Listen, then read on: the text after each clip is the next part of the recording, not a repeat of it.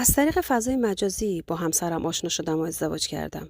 متوجه پنهانکاری همسرم شدم تا اینکه بچم با رحم اجاره‌ای به دنیا آمد. عاقبتش اینجا کانال قصه های عشقه و من راوی عاشقانه های واقعی زندگی ها و روابط آدم ها هستم. توی این استا در حال چرخیدن بودم که چشم به یک کلیپ برخورد عاطفی و عاشقانه. خیلی خوشم اومد. نوشته بود تنها آرزوم اینه شب تو بغلت بخوابم و صبح تو بغلت بیدار بشم. اومدم کامنت ها رو بخونم. یه نوشته نظرمو جلب کرد. لایک کردم و ادامه کامنت ها رو خوندم. چون پیجم خصوصی بود بهم درخواست فالو داد و پیام گذاشته بود سپاسگزارم. من درد کشیده این نوع رابطه ها هستم. شما چطور؟ نمیدونم چرا ولی یهو به خودم اومدم دیدم 2 ساعت داریم با هم چت میکنیم. از خودش و شرایطش میگفت، از خانواده‌اش، از تنهاییش که نه خواهری داره و نه برادری. تک فرزند بود. ظاهراً یکی از همسایه‌هاشون قرار بوده بیاد خواستگاریش. توی مسیر تصادف میکنه و از دنیا میره. داغدار اون علاقه و عشقی که از بچگی بینشون بوده. برام از خودش از خانواده‌اش میگفت، از دوست داشتن و علاقه یواشکی که با پسر همسایه داشته و عشقی که با مرگ اون پسر به وصال نرسیده. روزها میگذشت و ما همچنان این ارتباط مجازیمون هر روز ادامه داشت. چند ماهی به همین منوال میگذشت که شماره‌مو گذاشتم و ازش خواستم که همدیگر رو بیشتر بشناسیم.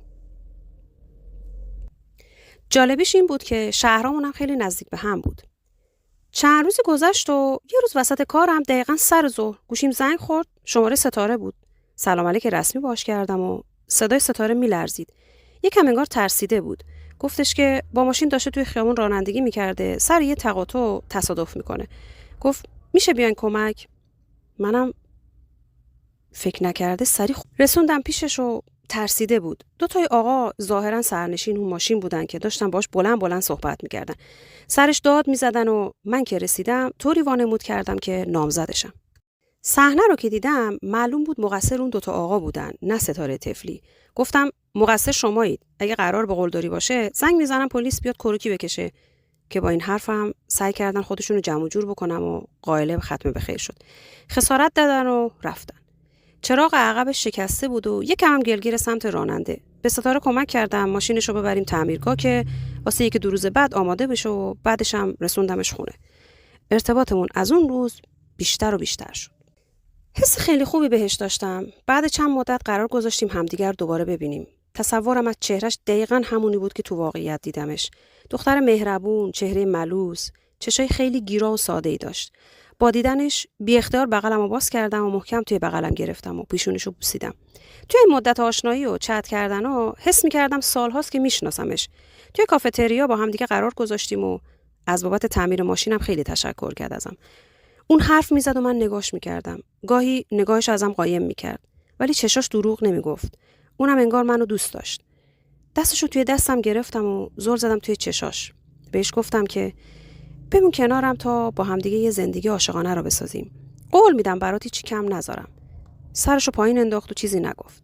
توی این حجب و حیاش یه تردید و ترسی میدیدم که اصلا بیانش نمیکرد.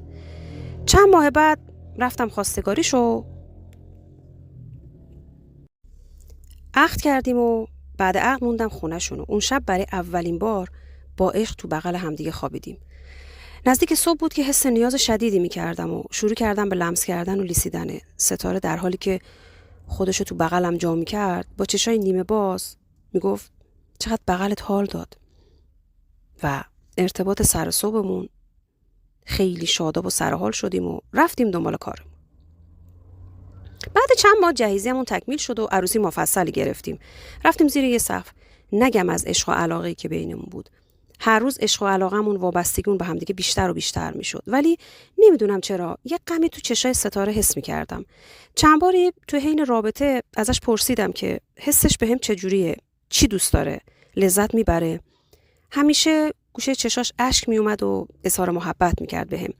حس میکردم که یه چیزی تو دلش هست که نمیتونه بهم بگه، با همه مهر و محبتی که به من و زندگیش داشت. عاشقانه دوستش داشتم و دلم نمیخواست ناراحتیشو ببینم. بعد 1 سال که از زندگی مشترکمون گذشت بهش پیشنهاد دادم که ستاره جان دیگه کم کم به فکر بچه باشیم. که گفت نه عزیزم، هنوز خیلی زوده. من میخوام هنوز کنارت عشق کنم. بچه که بیاد بینمون فاصله میندازه و هنوز من آمادگیشو ندارم. حرفشو قبول کردم، هرچند دلم واقعا بچه میخواست و خلای اون توی زندگیمون رو حس میکردم. شیرینی زندگیمون بیشتر میشد. 2-3 سالی به همین منوال گذشت. من هر روز بیشتر اصرار به بچه داشتم و ستاره مخالفت میکرد. یه روز که توی اوج رابطه و لذت بودیم، آبمو ریختم توش. ولی ستاره عکس‌العملی نشون نداد. حس کردم شاید لذت میبره و این کار رو چند باری طی یه هفته انجام دادم. منتظر بودم که ستاره خبر بارداریش و مادر شدنش رو به هم بگه. ولی خبری نشد. چند ماهی به همین منوال گذشت که طاقتم تاق شد و از ستاره پرسیدم چرا از بچه خبری نیست ستاره؟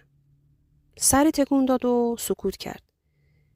به اصرار من رفتیم دکتر که بدونیم دلیلش چیه. ما بدون پیشگیری داریم هر شب رابطه برقرار میکنیم. با اینکه اقدام به بچه‌م میکنیم ولی خبری نشد. چرا؟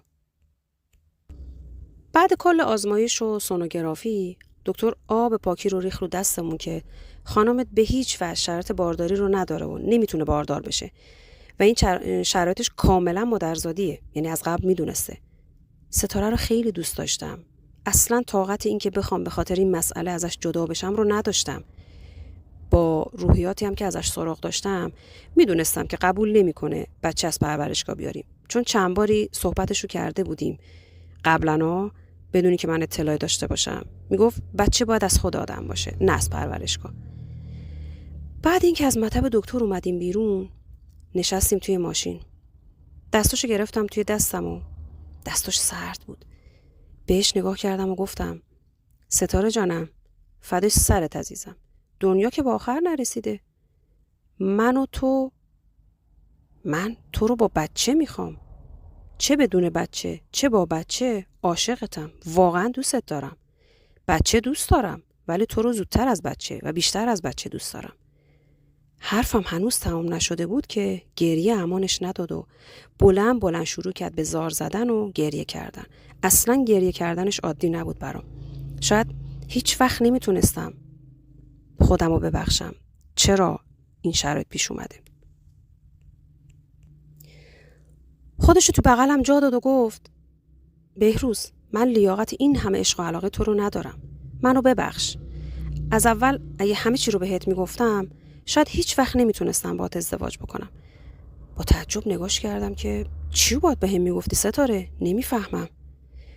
در حالی که از شدت گریه نمیتونست نفس بکشه نامفهوم حرف میزد و متوجه شدم که گفت من مادرزادی مشکل دارم. اصلا نمیتونم بچه دار بشم. ولی بهت چیزی نگفتم. از یه طرف ناراحت بودم از این که پنهان کاری کرده.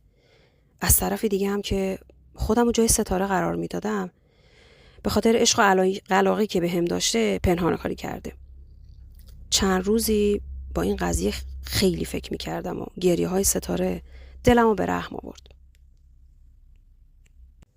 اون به هم علاقه داشت و منم خیلی دوستش داشتم. میتونستم از این موضوع پنهان کاریش چشم پوشی بکنم چون میدونستم اونم منو دوست داره. بعد چند روز فکر کردن و کلنجار رفتن با خودم بهش پیشنهاد دادم که حالا که نمیتونیم خودمون بچه دار بشیم، تو شرایطشو نداری و تو هم از پرورشگاه دوست نداری بچه بیاریم، علم ژنتیک خیلی پیشرفت کرده، بیایم ما از رحم اجاره‌ای استفاده بکنیم. اولش یکم ناراحت شد، موزه گرفت، ولی بعدش خوشحال بود از این که من کنارش هستم که زندگیمون رو دوتایی پیش ببریم. توی همکارام کسی رو میشناختن که از فقر و نداری این کار رو انجام میده. اتفاقا اون کسی که به معرفی کردن زن خیلی خوب و مطمئنی هم بود. با همسرم رفتیم خونش و جریان رو براش تعریف کردیم. در قبال پول زیادی که بهش پیشنهاد دادیم اونم قبول کرد. زن ساده و مظلومی به نظر میرسید. آزمایش اولیه انجام شد و بعد از تایید شدن انتقال انجام شد. دل تو دلم نبود که بعد 9 ماه بچه خودمون رو میبینیم و آرزومون برآورده میشه.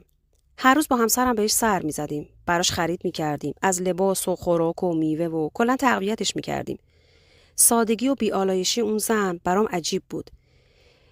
چقدر از این که بهش توجه میکنیم خوشحال بود، ولی ستاره متاسفانه حس خوبی به این رفتار و برخوردم نداشت. مدام بهم تذکر میداد. تذکر دادنش انقدر ادامه داشت و حساسیت‌ها و حسادت‌های ستاره هم ادامه دار بود. یه شب دیگه طاقتم تاق شد. سرش داد زدم و بهش گفتم اگه پنهانکاری جناب عالی نبود اینجوری نمیشد زندگی من و تو. حالا که پنهانکاری کردی باید این روزا هم تحمل بکنی. با همین عصبانیت رفتم روی تخت دراز کشیدم و نفهمیدم که خوابم برد. نیمه های شب از فرط تشنگی بلند شدم که آب بخورم. ستاره کنارم دراز کشیده بود، در حالی که کم غیر طبیعی خوابیده بود.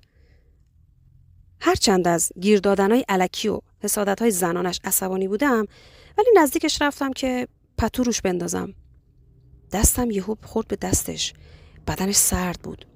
هول شدم، تکونش دادم، ولی وای خدا، اصلا نبضشم نمیزد. دنیا دور سرم میچرخید. داد میزدم ستاره تو رو خدا بلند شو. ستاره جان هر کی دوست داری بلند شو. ستاره بهروز غلط کرده. تو رو خدا بلند شو. دیگه باهات دعوا نمی‌کنم. دیگه سرت داد نمیزنم. ولی ستاره به خواب ابدی رفته بود. از فوت ستاره چند هفته‌ای که گذشت به اون خانم سر زدم و ازش خواستم که حالا که بچم رو با خودت حمل می‌کنی براش مادری هم بکن. بعد 1-2 ماه با ساریه خانم ازدواج کردم و شد مادر واقعی بچم. اگه با پنهانکاری همسرتون مواجه بشید که یه موضوعی رو قبل از ازدواج باهاتون میگفته ولی باهاتون در میون نذاشته، چیکار میکنید؟ نظراتتون رو توی کامنت ها برامون بنویسید. اگه میخوایم بدونید قصه عشق بعدی کانالمون چه زمانی منتشر میشه، اول کانالمون رو سابسکرایب کنید و زنگوله رو روشن کنید. عشق واقعی تو قصه های زندگیتون جاری و ساری باشه، امیدوارم.